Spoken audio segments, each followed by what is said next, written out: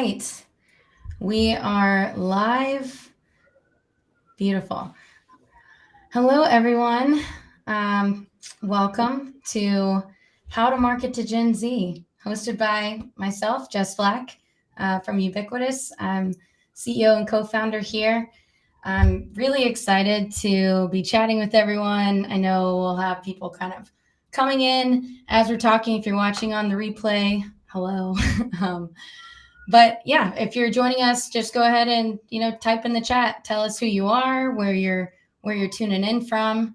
If you're closing out your day with us, or if you're just getting it started, we've got a really great panel of guests here that I'm super stoked to talk to. So rather than myself butchering the introductions, how about you guys introduce yourself? We can start with Maddie over here. Hi, everyone. I'm Madison Makeley. I'm one of the campaign strategists and account executives at Ubiquitous with Jess Flack. So yeah, happy to be here. Beautiful. All right, Neal. Hi, everyone. My name is Neal Sivadas. I am a writer, speaker, and expert on Gen Z marketing. I am the founder of a newsletter called the Find Gen Z series, which basically gives a Gen Z perspective on all things emerging tech and marketing trends. Happy to be here.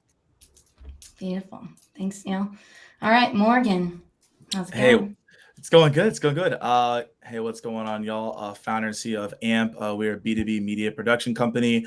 We've hyper-focused on video content and event activations. I also do sales training as well. I've sales trained for Salesforce, Slack, Google, Zoom. I know small companies, you may have heard of them, who knows? But I've done that. Also, I want to give a shout out to Maddie's background. Yo, it's actually cool. It's like a concave background. I don't know. I just really like it. I don't know why.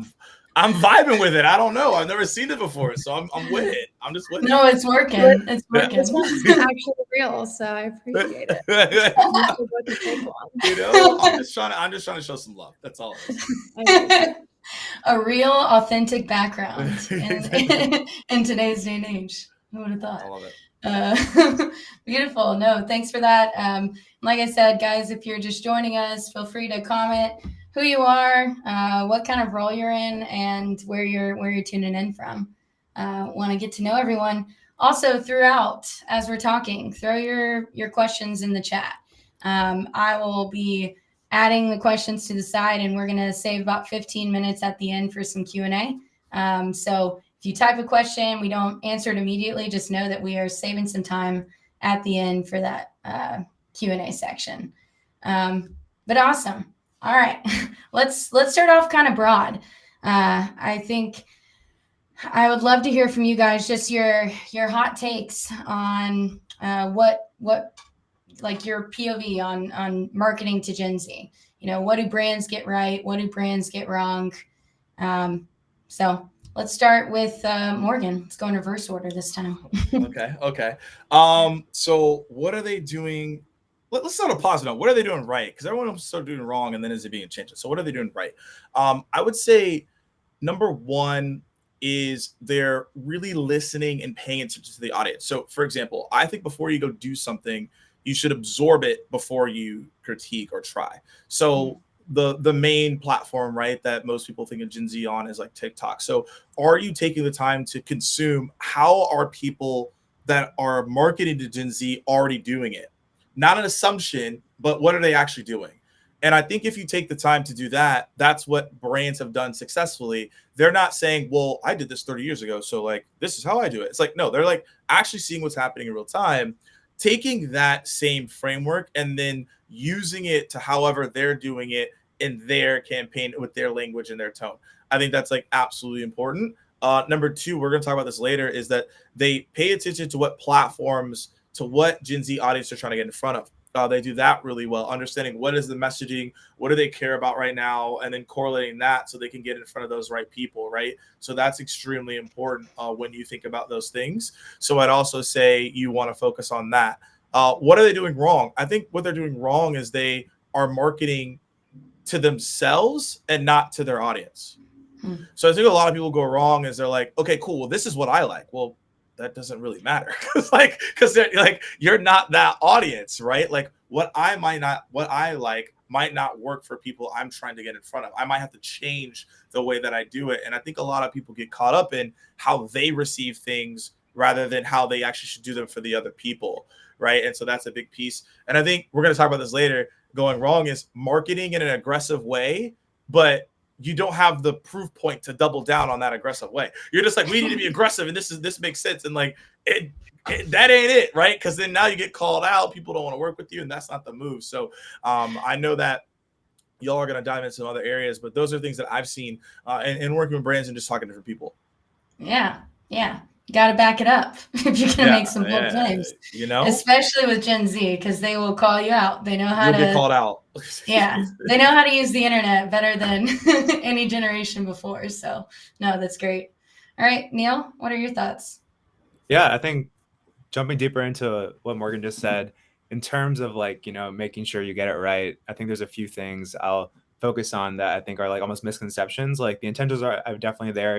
People seem to be very focused now on Gen Z, on, learning about, how much Gen Z cares about like purpose-driven marketing, about, working with influencers. I think a lot of times though, the context, they don't have all the context. So I can give a couple examples in this case, right? So with purpose, that's something that like gets thrown around a lot with Gen Z. And people think, okay, maybe if I take a stance on a social issue or I donate to a cause, that's me, being representing some level of purpose among Gen Z, and they're going to like me for that. But I think what people don't understand is that it's more so growing up in a world where, there's a lot of like existential issues of our time. And I think with Gen Z's desire for a better world, they're really looking more for like, how do you actually, even from the product itself, like generate purpose, right? So an example I can give is Patagonia is a very favorable brand among Gen Z. And the reason why is not because they, sell apparel, but more so they're not even a clothing brand. What they really are a saving the earth brand. Everything they do through and through is about saving the earth, whether it's, the political causes they represent, whether it's the fact that there's a forever return policy, whether it's the material they use. Like within the product itself, there's, purpose-driven desire in the product. And that's why Gen Z, I would say, likes them. I think a similar thing with like working with influencers. People think, okay, yeah, let me just work with influencers. That like Gen Z will just automatically, like my brand because I'm working with these people. But people don't understand that a lot of times, because Gen Z sees 10,000 pieces of content per day, I believe that's the stat, and you spend almost 8 hours a day on their phone. They see tons of ads, tons of everything, and it can be quite overwhelming. And so a lot of times they're immediately skeptical when it comes to advertising. So even work with influencers themselves. So in my opinion, it's not even just about focusing on, working with influencers that have a lot of eyeballs, but really thinking about which influencers align with your brand in the sense of like they are within the same industry. So it doesn't have to be like someone with like 100,000 followers who is just like a general influencer. Think about someone with 10,000 followers who maybe is really close to your niche. Maybe you're selling a blender bottle and you have a fitness influencer that's small, but maybe is very human in the way they create content. That may actually be more effective than the large influencer with 500,000 followers. So I think those are just a couple things where it's not necessarily like bad intention, but I like the brands and businesses just need to go a bit deeper. Yeah, no, I think that was very well said. And I'm sure a word that we'll be repeating quite a few times on this call is authenticity. It's like the buzzword when you think of like marketing to Gen Z.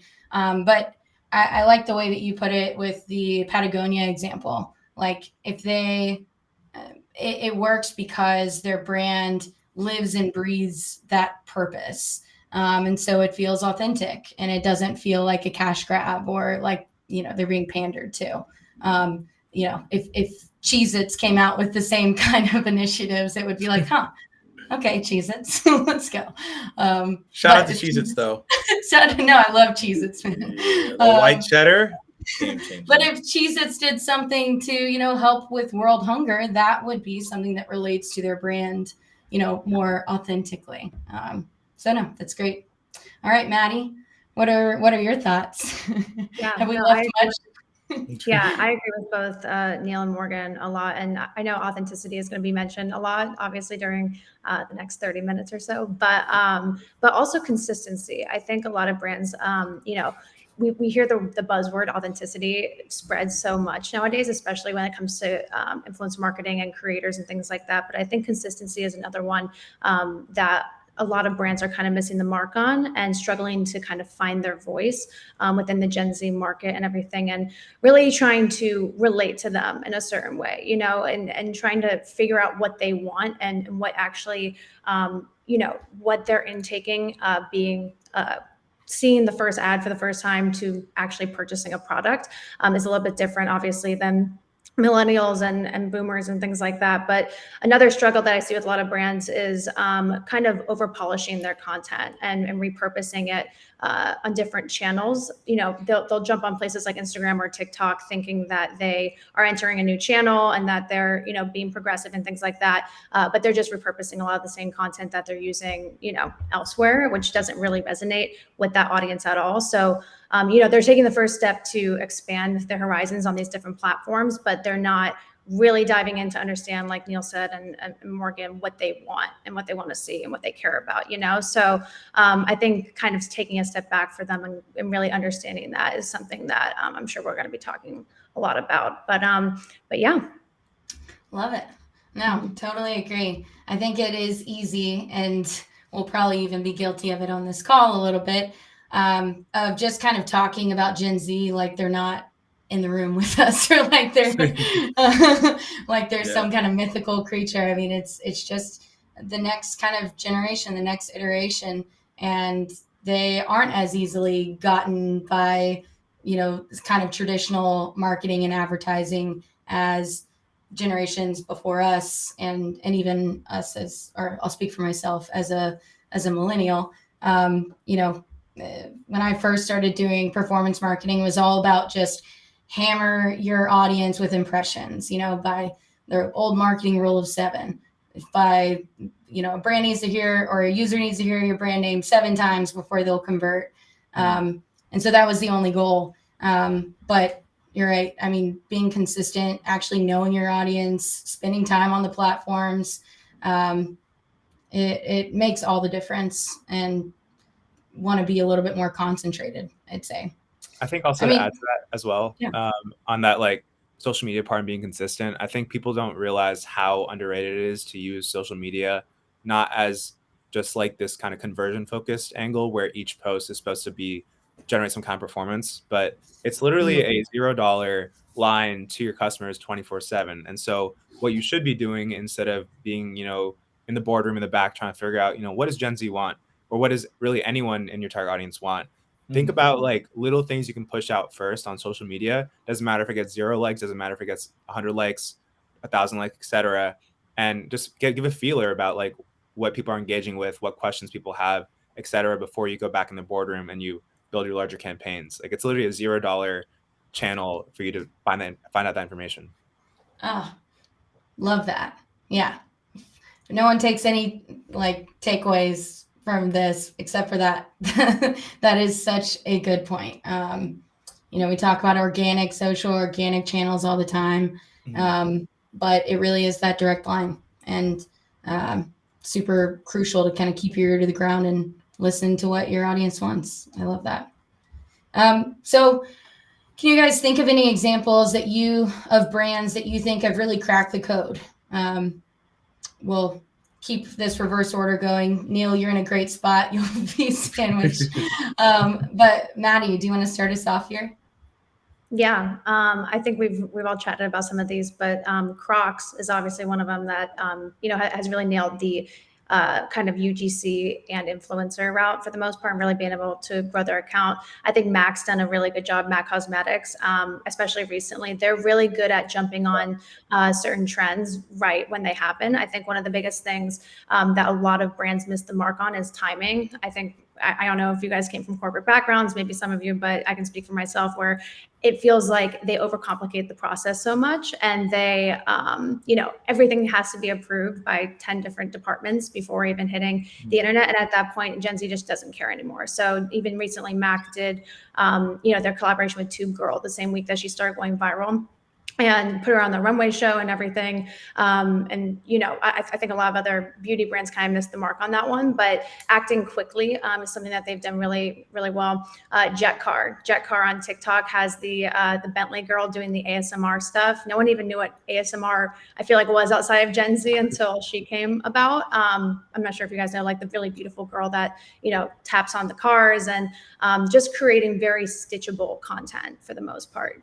It's kind of shocking when you see the content that they're generating. And I don't even feel like, you know, maybe not too many people knew of Jet Car even until they started seeing that content, but it's the type of content that makes other people want to react to it, you know, and create their own content to it. So yeah, they've done a great job. And L'Oreal has done a really good job of utilizing UGC, in my opinion. They've really gotten on the bandwagon and have really cracked the code for, you know, getting in early on that. And, you know, user-generated content. I think now it's CGC, creator-generated content, as of recently. But yeah, I think those are some brands that are really crushing it on some of these platforms, and that a lot of other brands could probably take some notes from. Absolutely. I mean, I always think Crocs is such a crazy one. I mean, I own Crocs now, but whenever Crocs first came out, it was like your dad's shoe, and then Yeah, like now, your grandpa's shoe, like yeah, that likes to fish and all that. You know, it's like very specific. But now it couldn't be more opposite. You know, always on trend, working with some of the biggest stars. I mean, the SZA drop almost got me, but. Cool. Shout out to SZA. All right, Neal, what are some other brands that you think are really killing it right now? Yeah, absolutely. I think at a high level, and I think Maddie touched on this a bit with like the stitches idea, but I think at a high level, the best way for a brand to connect with Gen Z and do really well is to think about how they can bring joy to the audience and entertain them rather than just sell to them directly. I think I kind of made this point before, but you know, Gen Z sees 10,000 pieces of content per day. Like they're sick of ads, right? And they can identify it from right away. And when you associate your brand with joy, regardless of whether, you know, you're selling B2B products or consumer product, et cetera, whenever they see it in the store, whenever they see it online, it'll put a smile on their face. So a couple examples of that. I think the classic one is Duolingo. And I think people actually underestimate even still how great Duolingo is and what they're doing on social media, but also in general. Like through and through, they're a classic case of a more tech product focused company, right? It's a tech product at the end of the day, helping people learn languages, but it has a social media angle. And it's almost like this loop of, you know, they understand what's going on with their audience, they're talking to them, they're engaging with them, they're entertaining them, you know, creating TV shows around people who don't speak the same language. Well, I guess that one never really came to fruition, but I think it would do really well if it actually did. And their whole goal, right, is like they could have had the approach as a lot of, I would say, B2C tech products do, of like being very boring with how they sell their products and stuff like that. But their whole angle was to entertain. And now, you know, you're seeing this explosion, not just in the popularity of like their social media channel, but actually the usage on their app. And I think the performance has never been better. So that's an example, I think, of a big brand. And then a smaller brand, I just want to call out like a small business, because obviously Duolingo maybe has more financial backing to do some of these things. I want to give a shout out to 12 Pel, which is a barbershop in New York City.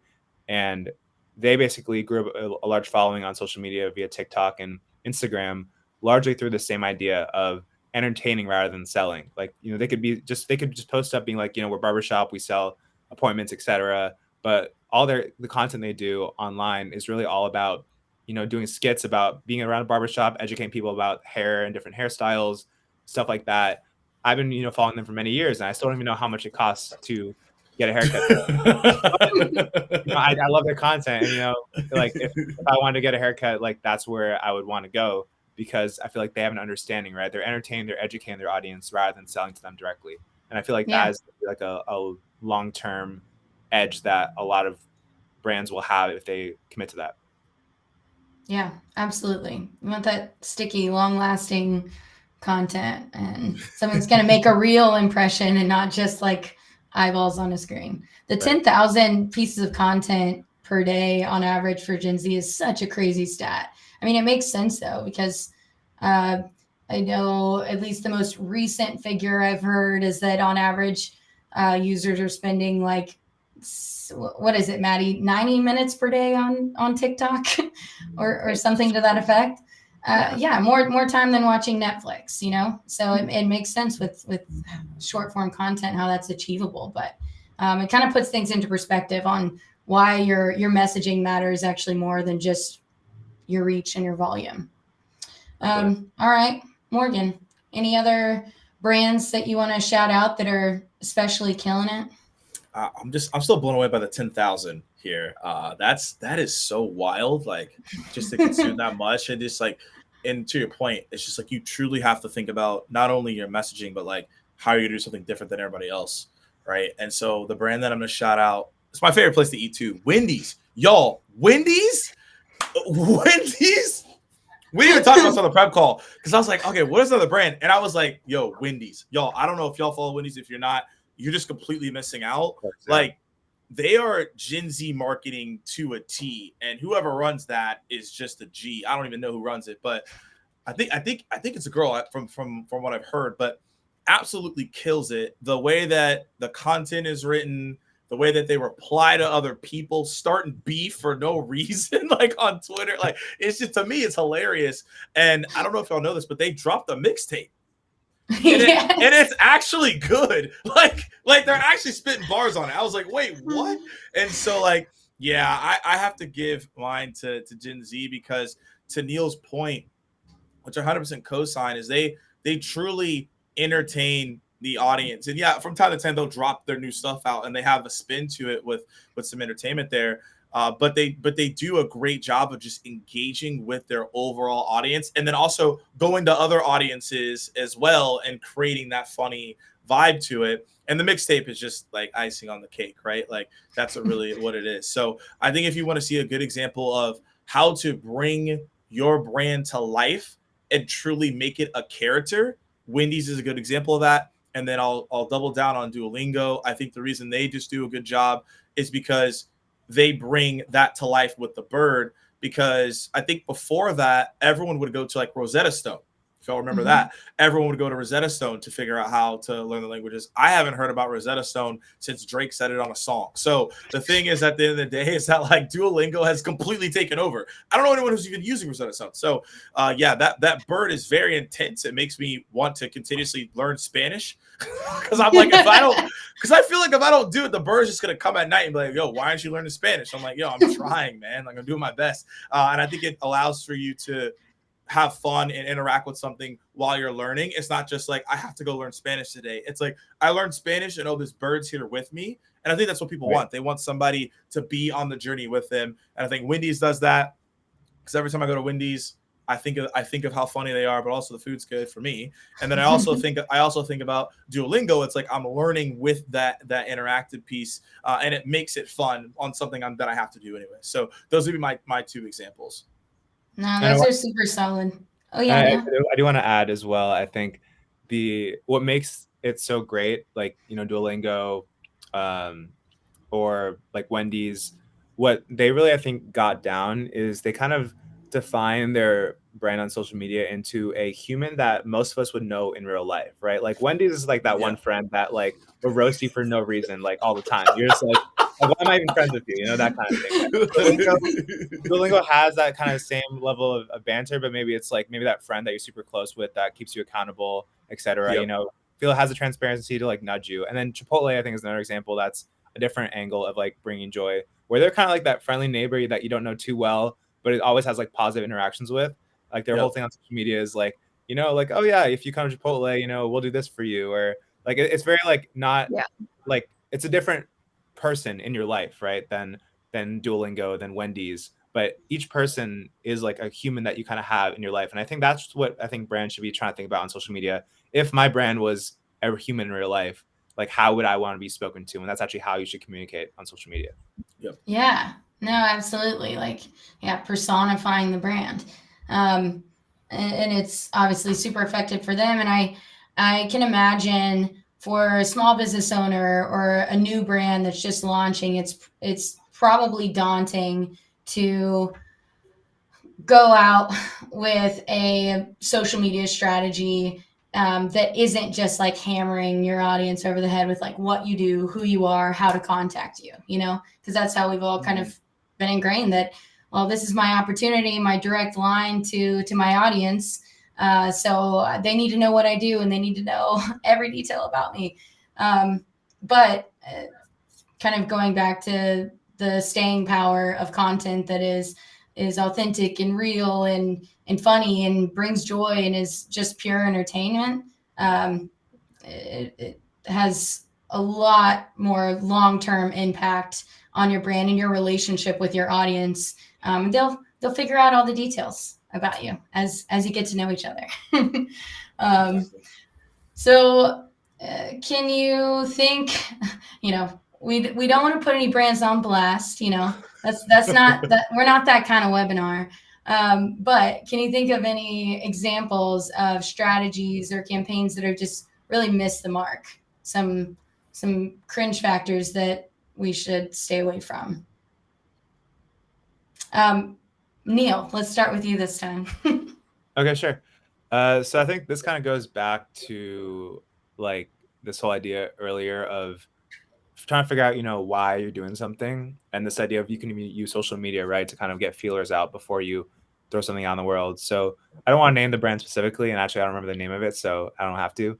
But it was a business that was selling like LLCs or helping people basically start business, right? And they ran this campaign around like basically how like moms, you know, work really hard and, you know, they can do hard things, right? Moms can raise children, that moms can start a business. And so there was like this somewhat of a synergy there in some ways, but like it was like a one-off campaign, and it was, I think, a decent insight, crib insight, right? Like, okay, yes, like starting business is hard, being a mom is hard, like synergy. But the brand itself, you know, starting businesses in general didn't really go deep enough into like why they were targeting moms in general, right? Like, okay, yeah, this is a great idea, but like, what are you actually doing for the mom specifically? You know, not just maybe giving them maybe a free LLC for sure, but like, you know, deeper, why are they like a recurring kind of target audience? Why are you, or are you just, you know, targeting them just for this opportunity, right? Like, I think that is an example of a campaign that I would say missed the mark because there wasn't a larger understanding of like why this target audience that they're clearly targeting makes sense for their larger brand in the grand scheme of things, because they weren't doing other stuff around it before, et cetera. It just seemed like a random creative insight they had and they pushed it. But I think that's just one thing, just like making sure that your, you know, marketing and your advertising really goes deeper into actual brand mission and the audience and stuff like that, and not just to kind of like pepper spray here and there, like, oh, I want to target this audience, let's do a little creative here, let's do a creative here with this audience, and actually go much deeper. Yeah, no, that's a great point. Morgan, any follow-up campaigns, strategies that have missed the mark? Yeah. I mean, we're not, you know, we don't want to, we don't call anybody out. So the best way to put this, right? Everyone wants to have a stance, right, for something, whether that's for obviously diversity and inclusion, etc. But you have to be on point with this, right? So and this is like multitude of companies, not to pinpoint everyone because that's not what we're doing here. But from mistakes that I've seen is where you approach the diversity and inclusion, but then you don't get feedback from someone who is the end user of that, right? Who would be receiving that information. So it just wouldn't, like, there have been scenarios where certain companies have ran something and you could definitely tell they did not run it by that person. They definitely didn't run it by the black guy, right? They didn't run it by who, right? They didn't do that. You could tell. Like, I'm like, oh, that just wasn't it, right? And so to not call people out directly, I know that you want to have that diversity inclusion, but I've seen mistakes where the messaging wasn't aligned, or it made it seem like they were checking a box, right, to appeal to the Gen Z audience. But again, we just talked about it. Gen Z is going to be able to see through that and like, wait, that's not really what you all stand for. That messaging was off. So I've seen a lot of fails on diversity and inclusion. It is important. So hear me out when I say that, but it also is important to get the messaging right, because if you get it wrong, then you're going to be in an even worse scenario across the board. So make sure that you're actually talking to people that you're going to be actually speaking to audience wise, and vetting it with them before you release it to the world. Because I've seen that backfire on a lot of people where, they try to make it for a certain demographic and it was like, wait, that's not even what we care about. And so it's just being very, very mindful on that. So again, that's not a one campaign I've seen. I've just actually seen this across the board. And it's something I want to call out because everyone's like, oh, well, Gen Z, diversity, inclusion, let's just add that in. And it's like, you got to do that right. No, 100%. Yeah. I'm sure we all have some campaigns, some commercials and stuff that are running through our heads right now. But I think even with Neal's example of, this LLC company targeting moms, not exactly a D&I like initiative. However, like they weren't speaking to the challenges that young mom business owners face all the time. They weren't speaking with any kind of like knowledge or understanding, like really resonating and addressing the issues. They're just like, hey, cash grab. Are you a mom? Great, because we targeted you with this ad, and here's a landing page that says mom on it 18 times. So, yeah, not sufficient. Maddie, what are your thoughts? Any other campaigns or strategies you can think of that have just been flops? Yeah, I mean, obviously not putting any brands on blast, but I've seen it all the time where there's brands that are just so hyper focused on selling and not focused on gaining the user's trust, like not really honing in on how they're actually going to win them over. They're just so hyper focused on how many, let's say we're doing an influencer campaign, how many creators can we get, how many deliverables.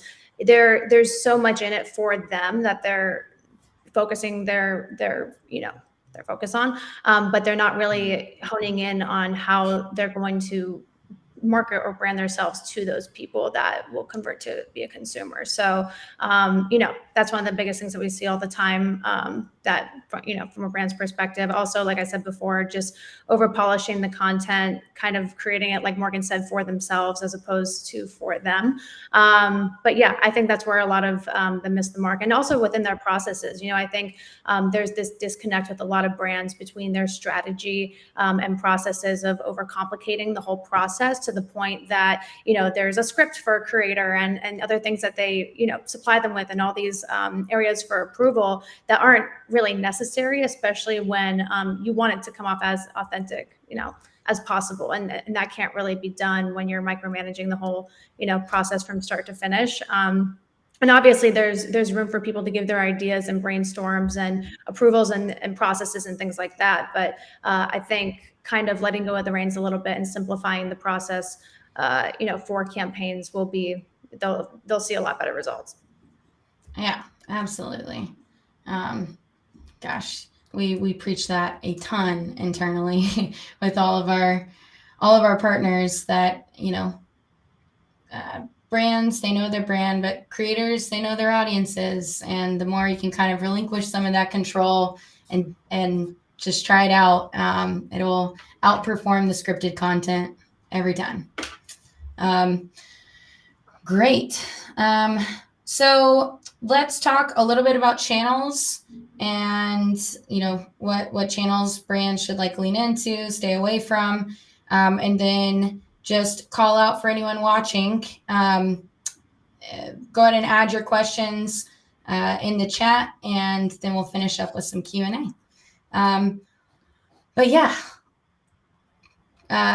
what did I say? Oh yeah, channels. Let's talk channels. Sorry, I've got a lot of different pingings happenings right now.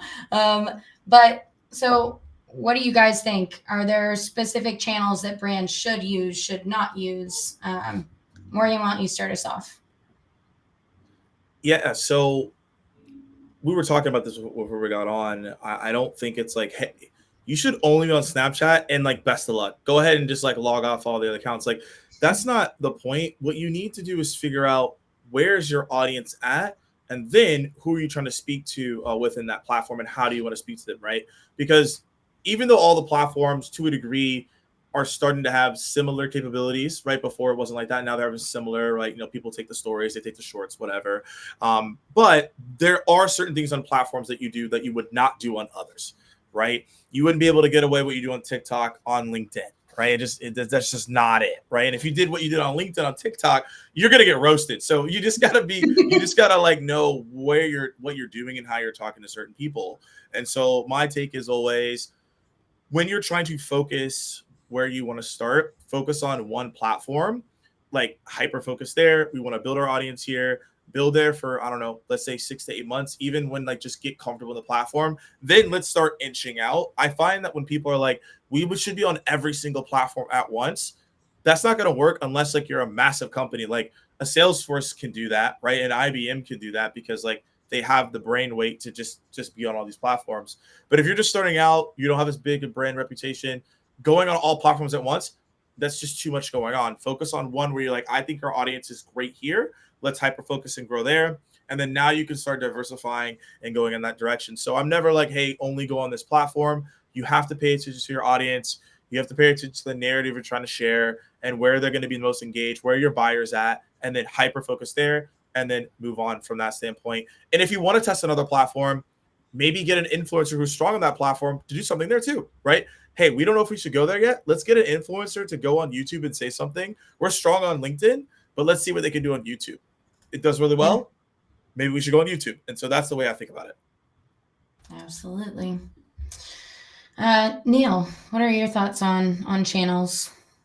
Yeah, I definitely want to plus one to Morgan's point about, especially if you're first starting out, focusing on one channel and really kind of taking the time to go all in. I think nowadays, in this era of like instant gratification, you see all these like brands or influencers kind of growing really fast, you're going viral. I think people forget that all this stuff is really hard. It's not easy to go viral, to grow a brand, to build a community, right? Like this is very difficult stuff to do.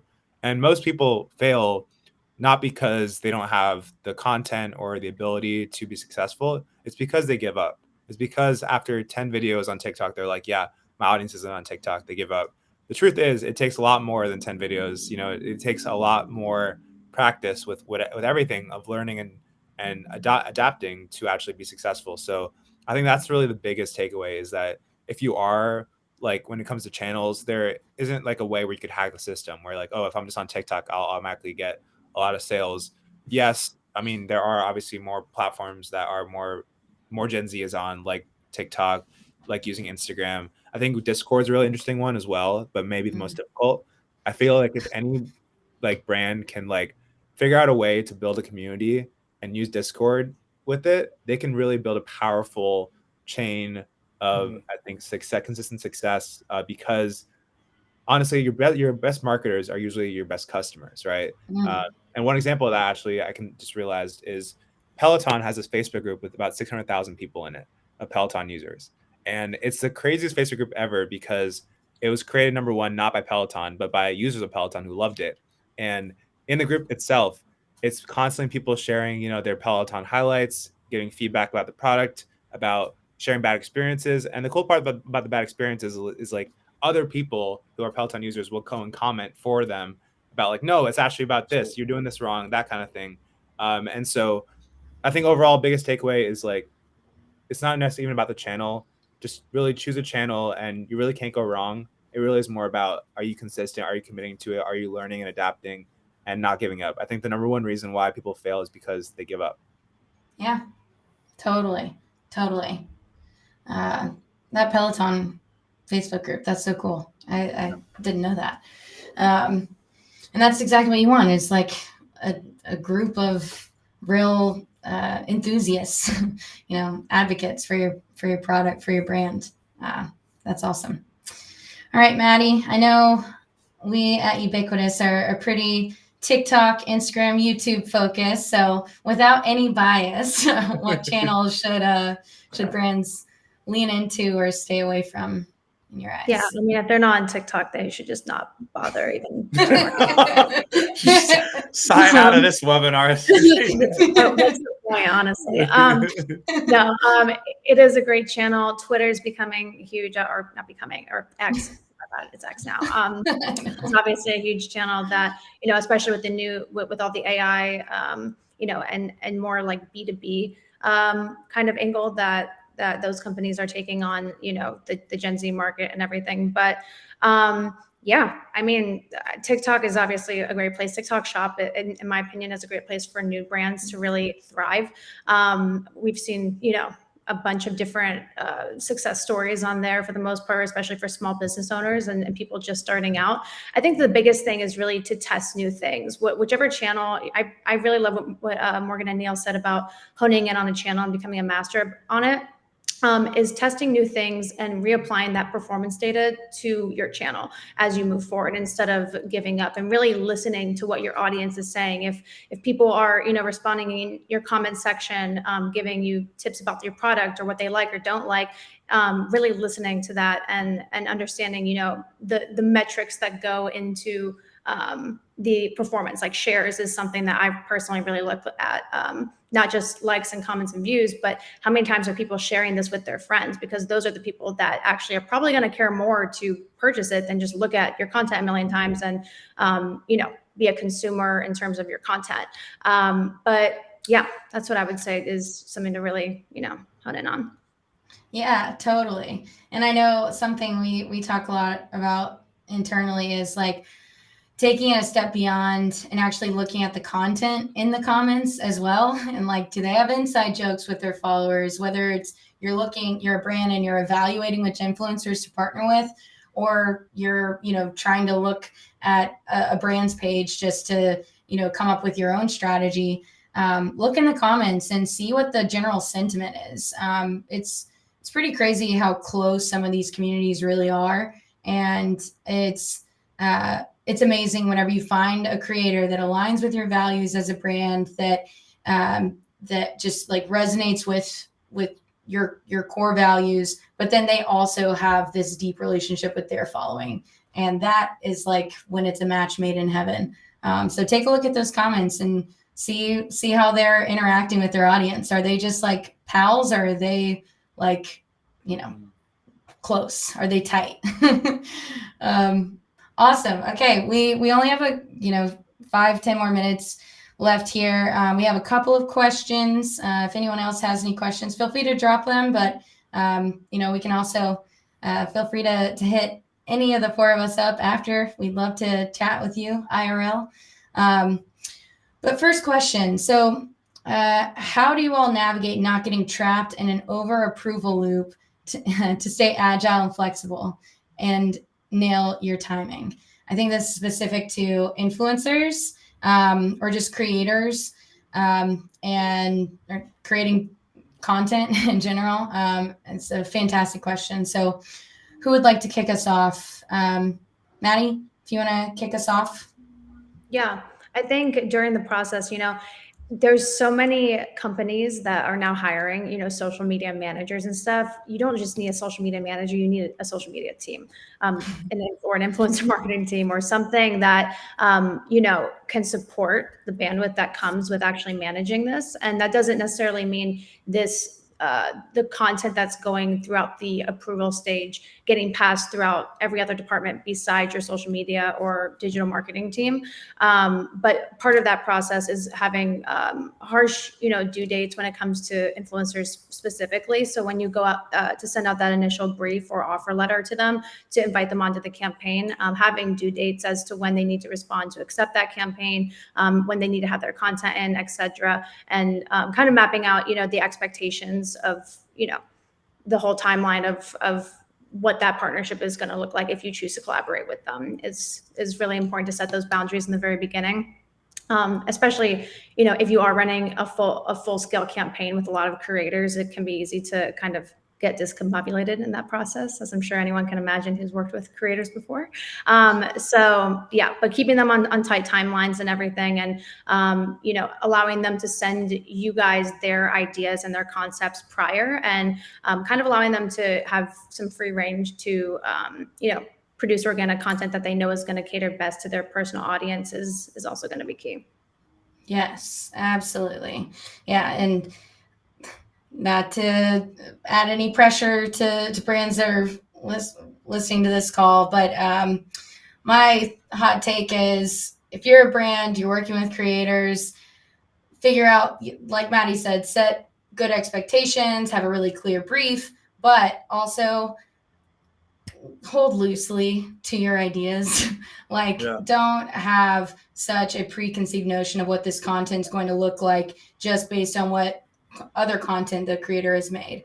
It's so subjective, a creative review, and the more rounds of revisions you go through, usually the worse end product you have, and the more frustration there is on both sides. And honestly, the more you're spending as a brand, every time is money. The more time you spend on that piece of content, the higher bar it is the higher the bar goes for how well it should work. So, just hold loosely to your ideas and keep it moving.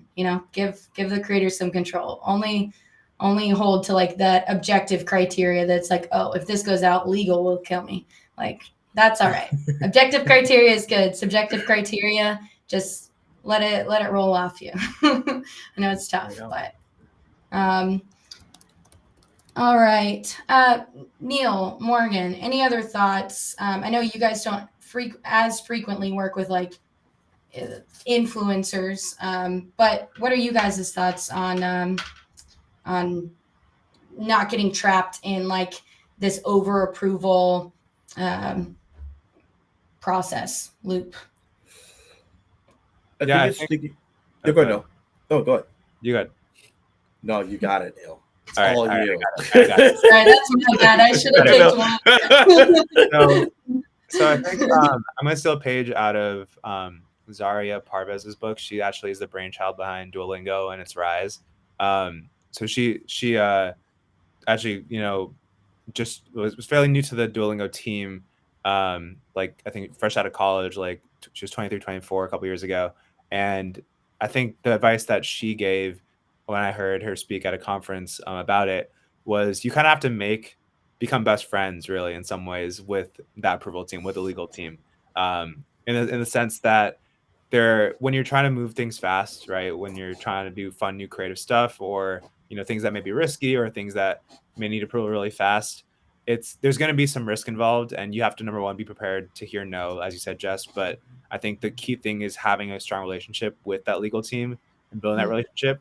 Unfortunately, that may not be possible at every place, but by having that, you'll be able to, when you have, things like Two-Girl that hit the internet, at a million miles an hour, to be able to go and be like, I need approval for this, this, and this. And the legal team can get back to you really fast. So I think it really is about finding good partners, especially on that approval side, that trust you. And, obviously you have to earn that trust in some ways, maybe by doing, things right first. But I think overall, that's really the key to making that successful, is really making sure you have a strong relationship with the partner side.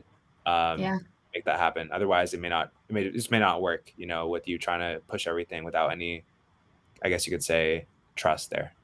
Yeah, absolutely. And that kind of actually leads into our next question, which is, or another one that we have, which is, how do you get leadership buy-in? I feel like you kind of just spoke to that from a legal perspective. But Morgan, any finishing thoughts on the other one, or you want to kind of kick off this other question with how do you get buy-in to do crazy stuff? Yeah. Neal answered it very well. So we're gonna go into the how do you get buy-in. So this is something that within the tech space, when I work with certain brands, this is what I tell them. I say, okay, if you decide not to do something fun and creative, right? It's more so doing it before someone else does it, and then they're gonna take the audience that you're trying to get. Because once it hits, it's gonna hit, and now they're the people that do it. So if you do it, like, you could do it better, but like now you're just kind of copying that trend. But if you do it first, you could set the tone, because all you can do is get better from there. So I think a lot of people play defense on that when you should be playing offense. And when people think of fun and creative, people think, oh shoot, I gotta go be Mr. Beast. I gotta go like do some crazy stuff. Like, you don't need to do that. Like, a fun creative thing could be a small experiment. So when we work with people, we say, let's do an experiment. Let's try something super small. Let's see if it works. And if it works, it gets bigger and bigger and bigger. So the leadership buy-in from that perspective, the best way to do it and the most simple way to do it is saying, hey, look, like, if we don't experiment with something fun and creative, someone in our market will, and then we're going to lose market share because we didn't do it, even though we've been talking about this. And that happens to a lot of tech companies, at least in the space that I'm in. Someone decides to do something fun and creative, and they keep rolling with it, and then now they have put every other company in their shadow, even when the other company's products are better. It's because they're just more fun and creative, and so people want to be a part of that energy. So it's something to think about. Yeah. No, and it's being first to market. Yeah. And maybe that's a part of the approach whenever you're going to leadership, is kind of putting it in their terms, make a business case and say, hey, the more fun and creative you allow me to be, the more I'll be able to kind of hedge our bets and be that leading player against all of our competitors when it comes to our social presence. Yeah.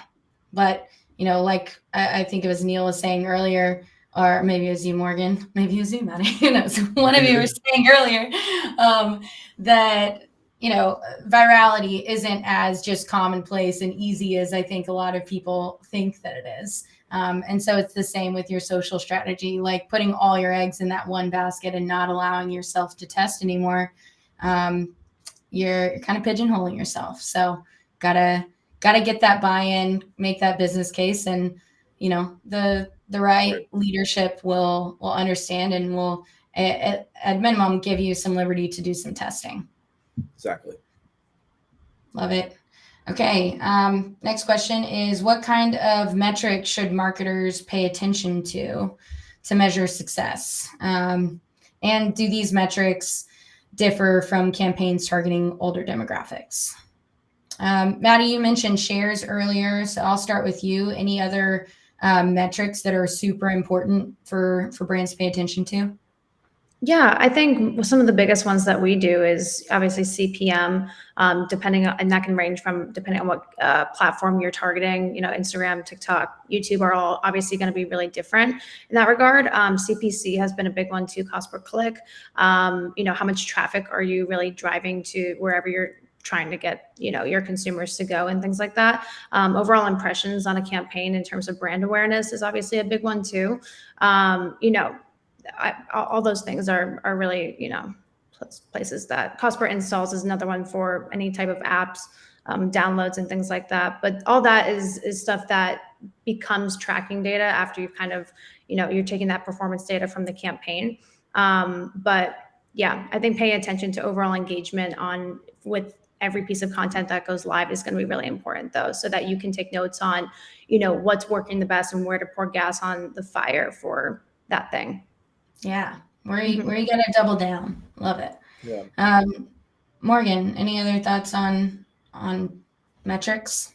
Yeah, I think it's exactly what Maddie's talking about, like doubling down, right? I think that when people think of what is success, they're looking for the answer. But the thing is, like, internally, you already know what the answer is, which is like whatever you need to measure it on, right? What do you actually measure it on, right? Because you could just be like, all right, well, success is increasing impressions. Well, that might be good for someone else, but it might not be for you. So I think it's really looking at why are we actually coming to the table with this campaign? What are we actually trying to drive? And that actually answers your question on what metrics you should pay attention to. And then that will then give you the in route of what you should be doing. And also, this is the clarification. Some of your metrics are also intangibles, right? Mm-hmm. There are feelings that you are going to have and stuff that's going to happen that has nothing, you can't track it, right? And so you also have to think about your intangible metrics, which again, financially can be like, wait, what are the actual metrics? You need the tangibles, but you also need the intangibles too. So you have to think about them in both ways. Yeah, totally. Yeah. What's the overall brand lift? What's the brand sentiment? How's our overall awareness grown over time? That makes sense. Neal, any final thoughts on metrics? Yeah, I think this one's an interesting one. I definitely agree with like all the metrics that were just said, in the sense that, sorry, I think it really is about reinventing the wheel. Like all these performance metrics do matter, and it's obviously continuously about improving upon them and meeting your goals. I think what's interesting though with social media is there's also more metrics out there that are unmeasurable. Like I think an example I can give of a brand that maybe does a really good job, but almost is not measurable in how they do it. There is a small business out there on TikTok called Hagley West Watches. And the whole idea behind the brand is it's this guy in the UK who sells these watches he makes, and the way he's built up his business is primarily through TikTok. And what he does is actually he creates content on TikTok Live where he basically plays a worldwide game of hide and seek. So he'll go on live, he'll sit in random places around the world. He'll be traveling around the world, and within like X amount of time, the first person to find him will get a free watch on him from his business. And it's not just about like that ROI of that free watch is given away. But what that watch generates is, number one, tons of people will play this game. They'll go on his live, they'll listen to his clues, and race. They'll drop everything to go find him. But the point is, the ROI on one watch, he may not even be directly able to measure that, because the amount of people that follow him, the amount of people who align with his journey, which would align with his brand, which is really about loving your journey, loving the process. So even the people who don't get the watch, who show up late and don't get it, they still enjoyed the experience of it. He's building this larger brand around that. It probably is unmeasurable how many people, align with his brand, how many people are buying watches because of the videos and stuff like that. And so I think it definitely is worth a mix. Don't forget the performance metrics. I think it's really not about reinventing the wheel, focusing on, improving those performance metrics little by little, but also about thinking, in terms of a larger brand perspective, there's so many other ways you can build a brand that are with ways that are unmeasurable. Yeah, totally. I mean, case in point, we're in the US talking about Hagley West watches, and I'd never heard of them before. And now I'm excited to go check out their content, but like it resonated with you and it made a more lasting impression. So. And I did actually once. I was the person who found the person on no way. No, I love that. So I have a story too, right? I have a story I can talk about. If I ever, show someone the watch, they're like, "Oh, where do you get that watch from?" I'm like, "Well, let me tell you. I have a story for you." So that's what it's all about. I love it. I love it. Well, that is all the time that we have for questions. Like I said, for everyone that's tuning in, don't be a stranger. Feel free to reach out to any of the four of us. We'd love to chat with you in real life, answer any other questions that you have. But thank you all so much for joining today. Neal, Morgan, Madison, it's been fantastic. I feel like this was a great discussion. We went a little bit over time, but it was needed. We were grooving. So thank you all again. And I hope everyone has a great end to your Tuesday. Let's finish it off strong. We're already almost done with October. It's crazy, but wonderful. Any final thoughts from you guys before we hop off? Thank you and goodbye. Awesome then. Thank you all. Talk to you later. Cheers. Bye.